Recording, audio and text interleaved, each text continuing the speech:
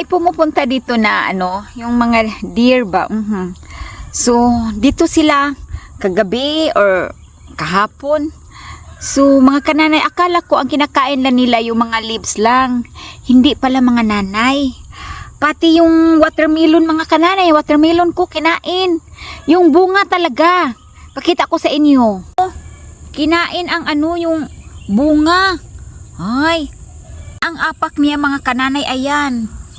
Tapos mayroon pang dalawang watermelon na nabiak din. Ibig sabihin mga kananay, nag-una-una nag-harvest ang mga mga kaibigan kong deer dito.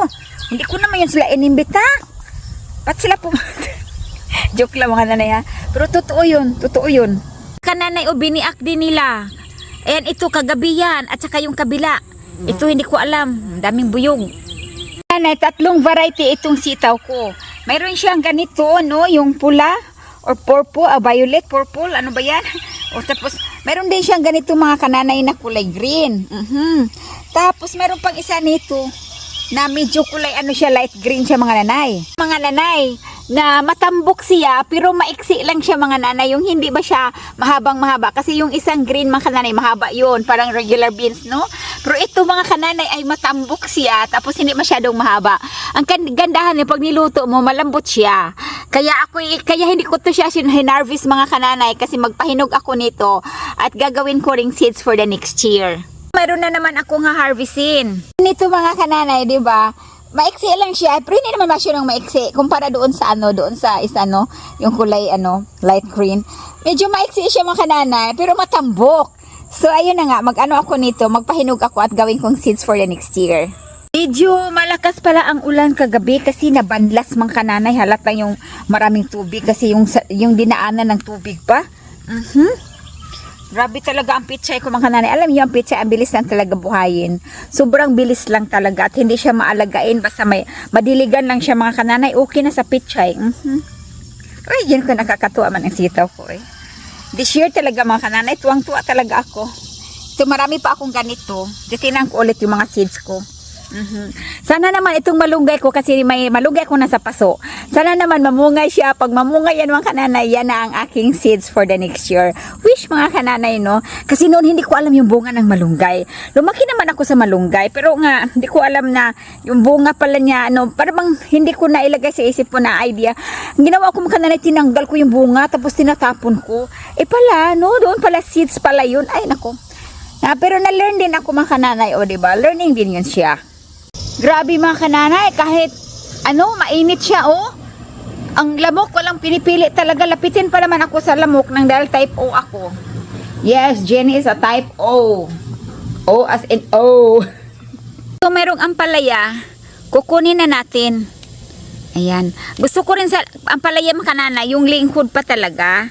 Yung yung green na green din or puting-puti doon sa ilalim. Pa dito, tanggalin na rin natin. O di ba mga kananay, pag magsipag lang talaga ay maka-harvest tayo. Hindi ko makain ang deer dito. Kasi mapait.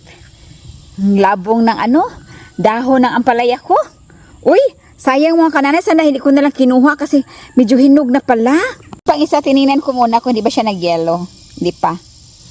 Kasi masarap ito lagyan ng itlog. Kunin na rin natin. Dumadami ang bunga niya mga kananay. Nakakatuwa, no? Ito mayroon dito, titingnan ko muna. Okay na to mga kananay. Okay na ito. Ayan. Diba? Yung mga kananay, titingnan talaga ito ng maigi kasi ito nagtatago. Yan nagtatago siya. Kung, tingnan nga natin. Ayan, dumadami na. Pahinugin ko na lang siguro ito mga kananay kasi hindi ko maubos. Pahinugin na lang yan. Hindi ko maubos mga kananay kasi malaki pa naman yan. Ayan, malaki siya, May 5 piraso mga nanay, marami na yan sa akin. So, malaki yan siya. Pahinugin ko yan sa puno. Alam niyo ba mga kananay, kaya yung mga ampalaya ko, yung mga sitaw ko, ay talagang madalis lang mabuhay. Kasi pure talaga sila na hinog sa puno ang seeds na yan. Ibig sabihin maganda yung seeds na yan, pulido. Kaya ito si Nanay Jenny, nakapag-harvest na naman ako mga kananay. Meron pa akong kamatis doon. Tara, puntahan natin. Ito, medyo medyo hinog na yan. Kunin ko na yan siya manibalang mga nanay, no? Ay, gwapo ka ay mga nanay. Sobra kagwapa, oh. Sus, kagwapa. Pero sumayad sa lupa, kinuha ko na lang. Kasi sayang, baka masira mga kananay. Kasayad siya sa lupa eh. Ba, ngayon mga kananay, pa-harvest na lang tayo. Ba? Oh, yes. Lumalago ang ating malunggay ng palago. So, near this one, harvested na natin. Harvest na natin yan sa baka sa other day. Yes, kangkong dito, kangkong doon. Dami ang kangkong ko dito. Ayan oh. Oh man. Grabe ang lago. Ang saon paghurot. At sa awa ng Diyos, ang dami ng tawag dito? Ang daming bulaklak ng aking mga sitaw. More harvest soon. Mga kananay, nakikita nyo ba yung nakikita ko? Ang daming bunga ng aking mga kamatis. Namungingi. Man, thank you Lord. Ang daming blessing. Kasi masipag ang Nanay Jenny. Ayan, inaalaga ng kanyang mga tanim. Pues, bibigyan ka rin ng blessing ni God. Ang ganda ng aking mga sitaw, patuloy pa rin siyang namunga. At patuloy pa rin tayong mag-harvest nito. Hanggang mawala siya. O diba? Naunsa maning ako ang kuan makananay. Oy, katambok na baka ayo sa ako ang pichay, oh. So, chicken ang kulang nito kasi mayroon na akong tanglad. So, ayan. Tulahin natin yan. Ayan. So, ang aking mga okra. Palaki na siya ng palaki. Sige, lumaki ka lang para makaharvest tayo, no? O, diba? Okra for more. Ayan. Mga okra yan, mga nanay. Kakatuwa talaga ang kamatis. Ay, Diyos ka. Nakakatuwa si kamatis, mga nanay. Nandito ako sa labas ng net, mga nanay, no? So, ayan. Ang aking mga okra. Grabe yung sa luyot na yan. Pagkalaki-laki-laki. So, dito rin banda sa ating malunggay. Dito banda. Lumalago sila, no? Oops, sooner. Ako'y okra na naman ang harvestin natin, mga nanay. Oh, sipag lang talaga. So, ito yung natin. Ayan, may bunga na siya, mga nanay, no? So, tayo mag-harvest na naman nito. Umpisa na. Actually, nakapag-harvest na ako. Pero yung talagang, yung isang klase na green. Kaya ito, mga kananay, ayusin talaga ito pagtingin ng dahil tatago yung bunga niya. Tapos kasing kulay lang ng dahon. Pero mga kananay, grabe ang dahon niya. Uy. Lago talaga, oy. Nakakatuwa talaga, mga nanay, oh. Sobrang nakakatuwa. So dito naman banda, mayroon dito. Kasi daming bulaklak, ibig sabihin yan, marami din yang bunga. Dami ang bunga niyan. Ayan, mga kananay, oh. Tapos yung isa saan na ba yun? Ito dito, oh. Ayan, pwede na yan harvestin. Gusto ko yan kasi green na green. Ay, mag-order ako ng seeds na yung mga mahabang ampalaya. Hindi naman, mga kananay, no. Natutuwa lang talaga ako. Yung nasaya ako doon. Titingnan ko lang itong malago ang mga pananim ko. Masaya na ako. O, tingnan yung mga kananay, nagtatago, Kailangan talagang So, mga kananay, actually talaga kagigising ko lang. Hindi natin ibaba ang camera kasi pagbangon ko, dumiritso ako dito. Nag-bathroom pa pala ako. Of course, bathroom muna. Tapos narinig ko kaagad yung anak ko. Si Mami ba ay nasa garden na? Of course, noon, mga kananay, ang routine ko noong uso pa ang live, no? Yun, diba, nagla-live ako noon, sumasayaw ako, kumakanta, ilang oras yan. Hindi natin ibaba yung camera kay wala ko. Tapos, pagkabangon ko, mga kananay, pagkabangon, walang hilamos, walang panghimuta. Nag-live na ko kaagad yan, kumakanta na ako. Alam niyo ba, mga nanay, nag-live ako noon.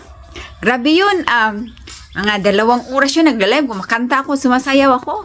Walang hilamos, wala lahat yun, mga kananay, diretso. Viral kaagad yun. Umabot yun noon ng, I think, 17 million.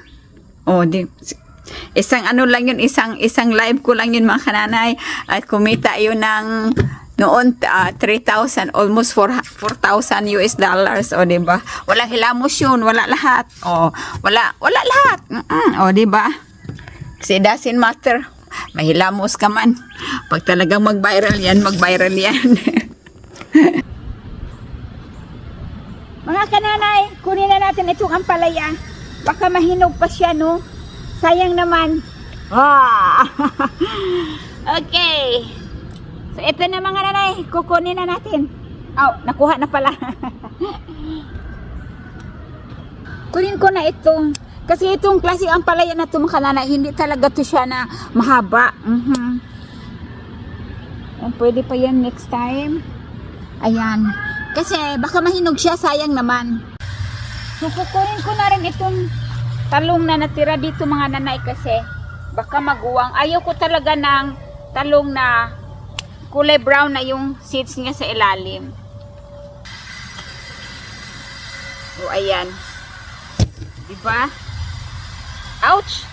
Sakit. Uy! Natunog ko.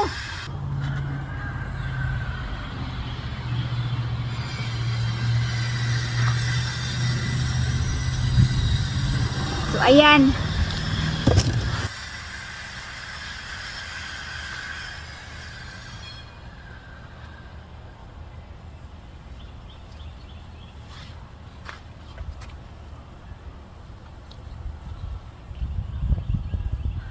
O, ayan mga nanay. O, marami na naman harvest ang Inday-Genie. O, ito pa. Ay, nako. Araw-araw. So, ito mga kananay. Nagkinagang ang nanay Jenny. 2 basket mga nanay, no? Ayan. Okay. So, mga nanay, ito na yung na-harvest natin. Marami na naman. Araw-araw ako nag-harvest mga kananay ng sitaw. Kasi nga, ayaw natin na maguwang siya mga kananay. Kailangan asikatuhin natin siya kaagad. O ayan, marami na naman.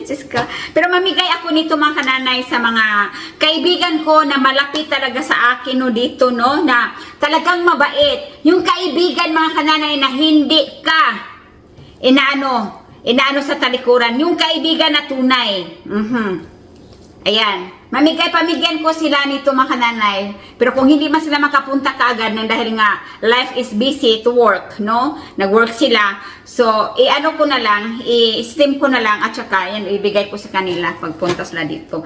Tapos mga kananay, gusto ko itong ampalaya. Ito, green talaga siya. Kasi yung isa mga kananay, ay ito yon. Hindi siya masyado. Kasi kaibahan, light green siya talaga. At saka, ito ang dark green. Gusto ko ito. So, siguro magpahinog ako nito mga kananay. Next time, ito na yung ampalaya ko. Kasi ito, matubig siya mga kananay. Ito hindi crunchy siya. Yun ang gusto ko. Mahilig ako sa crunchy. Ngayon mga kananay, ang aking talong... Ang dami ko na-harvest sa aking talong talaga. Oo. Tapos ngayon mga nanay, namumulaklak pa rin siya ng marami. Binigyan pa rin ako. So mga nanay, gwafa pa rin. Kahit nakailang harvest na yan mga kananay, no? Pero binibigyan pa rin ako ng gwafa. Oh, gwafa, walay sira, walang ulod. Ba't ko masaya mga kananay? Kasi walang spray kasi yan. Walang spray. Oh, di ba? So ngayon mga kananay, medyo maraming, ano ba yun, langgam doon. Yung hamantik sa lupa. So, inano ko na lang ito. Itong kamatis, ayan. Pahinugin kasi malapit na siyang mahinog. Nagkaano na yung kulay niya. So, mahinog na siya dito mga kananay, no? Kasi nga, sayang naman baka mamaya, no, maubos doon sa ano. Kasi may nakuha akong sira yung dito mga kananay sa puwitan niya. Kasi nga, wala naman tong spray talagang organic ito yung kamatis natin. Yung mga gulay natin. So, walang panagang sa mga insekto. Ganyan ba? Ganyan. Joke lang mga kananay. Kaya, ako'y tuwang-tuwa talaga mga kananay. Nang dahil nga, ang kasayahan ko itong mag-garden. Kumakanta ako, sumasayaw. Kumakanta. Ganyan pala mga kanay. Kumakanta ako, sumasayaw. Nag-garden, everything, no? Kailangan tayo all around ang nanay Jenny. Kaya mga kananay. Tapos mamaya, ang anuhin ko na naman, Yung saluyot ko sa kakangkong, hindi ako mag-harvest ngayon kasi super init.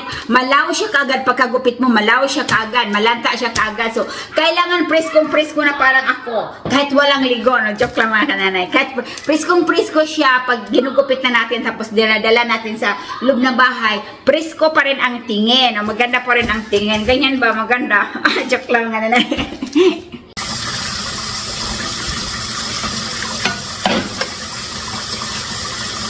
So ngayon, ibuhos ko na siya dito. Palamigin, no? Ayan. Woo!